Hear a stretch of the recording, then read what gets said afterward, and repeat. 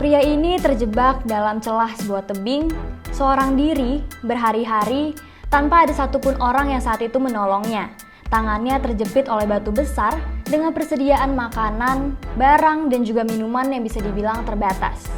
Sebuah kisah nyata yang dialami oleh pendaki dan yang sebenarnya juga merupakan insinyur bernama Aron Ralston. Kisah ngerinya ini terpancar dan juga tergambar jelas dalam sebuah film biopik yang berjudul 127 Hours. Gimana sih cerita lengkapnya?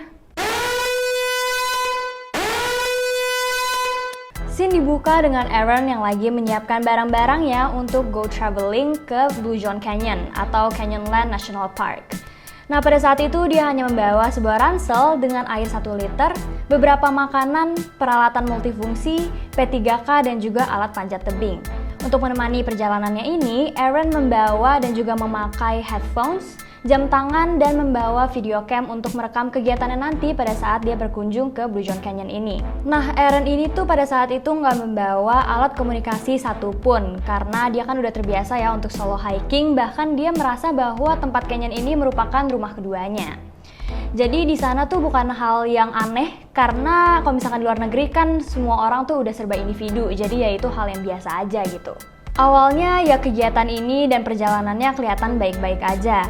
Aron sempat bertemu dengan 2 pendaki lainnya yang pada saat itu tersesat di Blue John Canyon dan istilahnya mereka have fun lah pada saat itu. Tapi ternyata pada saat dia sudah berpisah dengan 2 pendaki tersebut dan melanjutkan perjalanannya ke ngarai sempit di Blue John Canyon ini, dia tiba-tiba terjatuh dan juga tergelincir ke bawah tebing bersama dengan satu batu besar. Nah, lengan tangan kanannya ini terjepit oleh batu tersebut dan pastinya sakit banget kan. Awalnya dia berusaha untuk melepaskan tangannya dari batu tersebut, tapi usaha ini nggak berhasil. Hingga akhirnya dia berusaha nih untuk mencari pertolongan dengan berteriak. Dia juga meneriakkan nama 2 pendaki yang tadinya dia temukan tersebut dengan harapan mereka bisa mendengar nih teriakan Aron ini. Tapi kan keep in mind kalau misalkan canyon ini tuh besar banget, jadi ya sebenarnya agak nggak mungkin kalau misalkan ada orang yang mendengar teriakan ini. Dari sinilah cerita Aron untuk keluar dari tebing selama 5 hari dimulai. Pertama, dia mengeluarkan barang-barangnya dari ransel yang dia bawa. Nah, pada saat dia ngeliat barang yang bisa membantu dia untuk keluar dari tebing ini, perhatiannya tertuju pada sebuah alat multifungsi yang di dalamnya terdapat pisau lipat. Akhirnya dia berusaha nih untuk menggunakan pisau tersebut untuk mengikis batu yang menjepit tangannya tersebut. Nah, tapi usaha ini bisa dibilang nggak terlalu berhasil karena pisaunya ini kecil dan juga tumpul. Sambil terus berusaha untuk mengikis batu tersebut, Aron menyadari bahwa dia harus menghemat persediaan yang dia bawa. Jadi dia membuat sebuah jadwal di mana dia harus makan dan juga kapan dia harus minum. Ia kemudian memutuskan untuk merekam dirinya menggunakan video cam yang dia bawa. Dalam rekaman tersebut, dia memperkenalkan dirinya yang bernama Aron Ralston dan juga kedua orang tuanya, Donna dan Larry Ralston. Nah, di sini dia menceritakan sedikit lah gimana sih kronologi yang menimpa dirinya dan juga menunjukkan keadaan dia pada saat itu. Di mana ibu jarinya sudah berubah warna menjadi abu-abu kebiruan karena nggak ada sirkulasi darah ke ibu jari tersebut. Dan juga persediaan makanan sudah menipis dan pada saat itu air bersisa sekitar 300-400 ml. 24 jam terjebak di antah berantah. Aron pasti adalah sedikit-sedikit pemikiran kalau misalkan dia ini nggak bakal selamat. Makanya kenapa ini dia alasan dia merekam dirinya untuk memberikan info kepada siapapun yang menemukan video cam tersebut untuk memberinya kepada keluarganya. Makin berjalannya waktu, kondisi Aron ini semakin mengkhawatirkan. Dia terus-menerus ngomong ke dirinya sendiri untuk jangan sampai kehilangan kendali atas diri dia. Karena challenge di canyon ini tuh sebenarnya sangat-sangat gila ya. Apalagi kalau misalkan pada malam hari, di mana suhunya itu 6 derajat Celcius aja. Jadi pastinya dingin banget kan. Untuk menutupi dirinya sendiri, dia menggunakan barang-barang yang ia miliki demi mendapatkan sedikit kehangatan. Persediaan mulai menipis, bekal pun mulai habis, apalagi air. Nah, bahkan saking dehidrasinya Aron ini, dia kan pakai contact lens ya. Contact lens ini tuh udah ikutan kering. Dia akhirnya memutuskan untuk mencopot contact lens tersebut dan dia basahi dengan ludahnya sendiri. Keep in mind kalau misalkan dia melakukan hal ini hanya dengan menggunakan satu tangan. Singkat cerita, sebagai usaha untuk membebaskan diri dari canyon tersebut, nggak berhenti di pisau tumpul aja. Pada hari Senin, Aron ini memutuskan untuk membuat sebuah katrol yang dapat menggerakkan batu yang menjepit tangannya tersebut. Nah, tapi usaha ini bisa dibilang gagal banget karena ya emang kalau misalkan dipikir-pikir nggak mungkin lah ya bisa terjadi.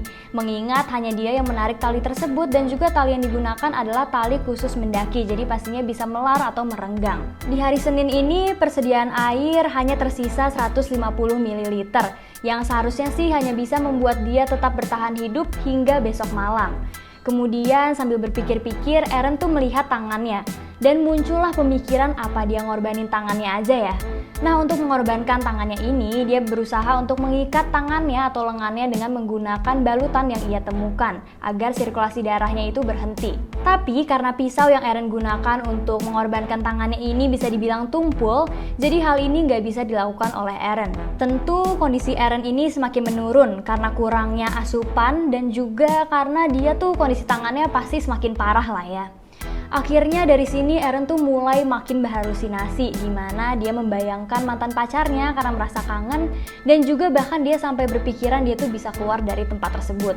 Memasuki hari Selasa, kondisi Aaron semakin parah.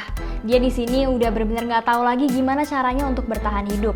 Nah, untuk menghibur dirinya sendiri, dia akhirnya memutuskan untuk merekam kembali dirinya dan melakukan ala-ala morning show gitu. Dalam rekaman tersebut, Aaron menegaskan bahwa nggak ada satupun orang yang mengetahui lokasinya saat ini, mengingat dari awal juga emang dia nggak ngasih tahu siapapun kalau misalkan dia bakal berpergian ke Blue John Canyon. Karena sudah mencapai titik breakdown, dia memberikan sedikit pesan lah kepada kedua orang tuanya, di mana saat-saat yang mereka lalui bersama ini merupakan kenangan yang sangat luar biasa baginya dan ia merasa masih belum bersyukur atas keduanya seperti yang seharusnya.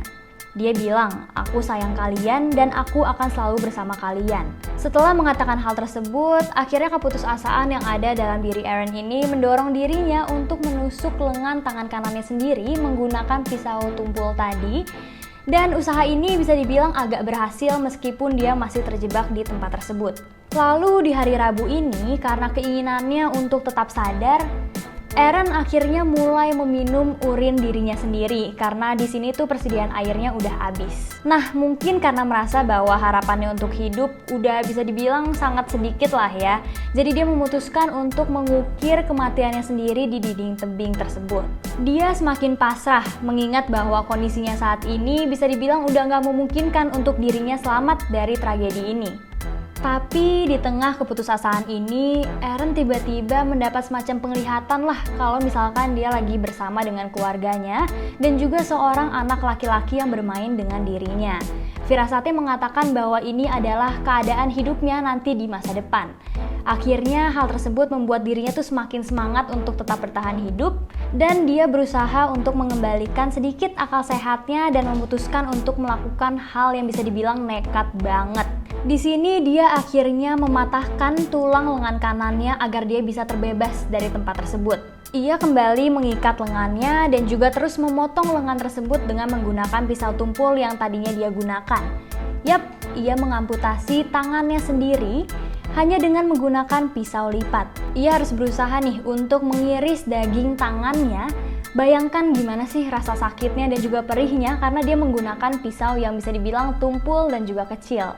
Jadi kesakitan yang dia rasakan tentu semakin berasa lah di dirinya ini. Melalui amarah dan juga nalurinya, akhirnya Aaron berhasil untuk memutus lengan tangan kanannya dari batu tersebut dan dia langsung nih membungkus tangannya tersebut dengan menggunakan barang yang seadanya dan mendokumentasikan potongan tangannya yang masih terjebak di batu tersebut.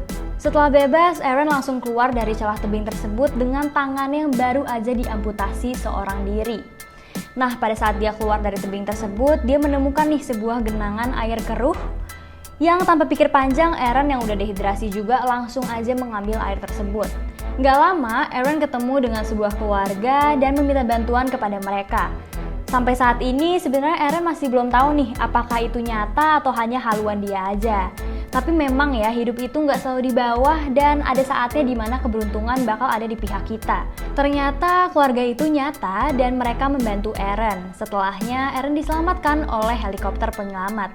Di film 127 Hours ini, cerita diakhiri dengan penglihatan Aaron yang selama masih terjebak di Blue John Canyon ini, kini menjadi sebuah kenyataan.